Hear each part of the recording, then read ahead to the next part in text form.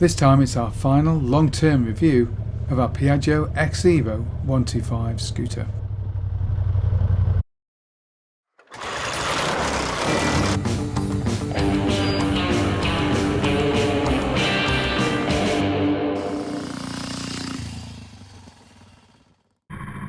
Before we start, don't forget to like and subscribe for more content. First appearing in 2013, Piaggio's Xevo was the follow-on model from the earlier X8. These were preceded by a whole family of scooters that are probably best known for having a boot. In other words, they've got a hatch at the back that you lift up and you can access the inner storage. Most scooters, of course, you access inner storage by lifting the seat up, which of course you can on the Xevo and the X8 models. But you can also access the storage by simply lifting up the hood or boot, whatever you want to call it, at the back. This means, of course, it accommodates particularly long items. Anything up to about 800mm will fit quite nicely into the boot of the Xevo. Storage capacity is pretty capacious. Tom has certainly used it on long trips and found it very useful. The engine for the Xevo is pretty similar to that used on earlier models. It's a single overhead cam, water-cooled, 4-valve per cylinder, 4-stroke unit. The 125 makes use of a carburetor and is one of the last Piaggios, large Piaggios at least, to do so. The larger capacity bikes, which were 250 and 400, depending on the market, all use fuel injection. The engine itself is fairly thirsty, I'd say, for a 125. That's fairly typical though for any automatic transmission vehicle, that they're always a little bit more fuel hungry than a manual transmission bike, because you can't sort of stick it in a high gear and cruise it. It's still pretty good though. I mean, you're going to get well over 80 to the gallon, but with a 12.5 litre tank, that means you're going to be running low on fuel at about 130 miles, perhaps a little bit more, really depends on how you ride it. Still much cheaper than using a car, even an electric vehicle if we're honest. Ergonomically, the bike's seat height's about 790mm, so at least that's what it's claimed to be, although given its width, it actually feels quite a bit higher than that. Another strange oddity is the footboards are actually quite high, so when you put your feet up you actually feel kind of cramped. It doesn't feel quite as roomy as it might suggest given the size of the scooter, because this is definitely a Maxi scooter. This, coupled with the slightly low position of the bars, means that you get a sort of hunched position, which is slightly uncomfortable when on long rides with the bike. The seat, if a little firm, is fairly comfortable, and you can cover big miles on it. And at least with the footboards you can move your feet around. This means you can put your feet forward or draw them back beneath you. Either way, the change of position means that you're less likely to get cramp, or at least you travel much greater distance before you actually get cramp. As with all automatic vehicles, acceleration's pretty brisk. We found it really good off lights and things. Top speed's not quite as it would be on a manual bike, but it's pretty close, it's not far off. It'll certainly top just over 70, which given the barn door like fairing is pretty impressive.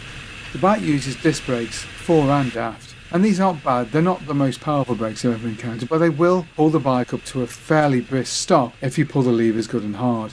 There's no ABS, but to be honest, it's not that powerful that you're actually going to find the bike locking up.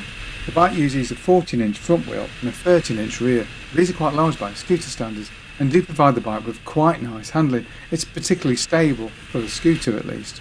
I always feel a little bit cautious when I ride a scooter. Those small contact patches are always at the back of my mind. Deb, however, rode the thing with gay abandon and really attacked it, and found cornering was pretty darn good on the machine, I have to say. And it is very possible to maintain a really high average speed on this bike. The great thing about CVT, of course, is it's just less hard work. And on the dual test, when we compared it with a conventional 125 with gears, we found that this bike, although not quite as fast, was certainly much easier. I had a much easier time on the scooter than Tom did on the conventional geared 125, even though the performance and weight characteristics of both bikes were very similar. A scooter is probably the easiest machine you're ever going to ride. Easier, I think, even than a push bike. The transmission setup on this bike is excellent, and it really does pull well, even two-up. Tom found that he could average over 60 miles an hour two-up. So well did the bike handle a passenger that he actually used it on our trip to Holland, and found that the handling worked just as well two-up or even with a passenger on it. It didn't really make any difference standard whatsoever. And there aren't too many bikes you actually say that about. Most bikes begin to feel a bit light at the front end when you put a passenger on board. Not so the scooter. It was just as planted as it had been when he was one up. The other great thing when he was using it for touring was just the sheer amount of storage. Most of the luggage that he needed for a weekend journey will fit under the seat. Put a decent sized top box on the back and you've got a hell of a lot of storage.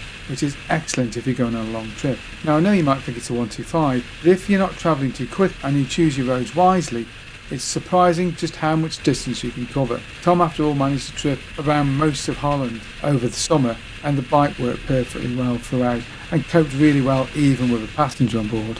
Okay, your acceleration isn't quite the same, but the bike did function really well. So have there been any downsides? Well, one or two. Carburation, because there's a carburetor model, has given us a few headaches, and eventually we did manage to get it sorted. Probably the weakest part of the scooter are those mirrors. They stick out really wide and they should provide a really good view. Apart from that, they just won't sit in position. They've got a strong tendency to gradually move in as the wind builds up at higher speeds. If they sat in position, they'd actually provide a really good view because they're very wide and have very large mirrors. The other weak part of the design is that side stand. It uses a spring mechanism which flicks up at the drop of a hat. Build quality is pretty good, and overall I think the scooter held up really well during the time that we had it. Mechanical issues were few, thankfully. There was obviously the problems with the carburetor, and we did have our famous exploding belt just on the way back from Holland, but to be honest I can't blame the scooter for that. Fitting the new belt was simplicity itself. There are plenty of videos on YouTube that show you how to fix one, and actually it's not difficult at all. And generally I have found that belt drives are pretty robust, and the belts will last quite a long time. Although the more powerful the scooter gets, the less time that the rollers tend to live. They will last 2,000 or 3,000 miles, but you will start to notice glitches in transmission from that point onwards. Of course that all depends how hard you actually ride the bike. Overall I think the scooter was a great contribution to our little fleet of motorbikes. I used it for commuting to and from work and found that it worked really well, even though my commute actually did involve about 10 or 15 motorway miles. Generally I'd say pretty reliable and a pretty solid performer. Probably the only downside that we really noticed is the fact that that barn door of a fairing, which does offer great protection in all weathers, means that when you keep one in your garage it takes up an awful lot of room, and that's something that is very noticeable I think. So overall a very good bike, and did pretty much anything that we asked of it, so I think we'll sadly miss it. So I hope you enjoyed that video. If you did, don't forget to like and subscribe, and of course, thank you very much for watching.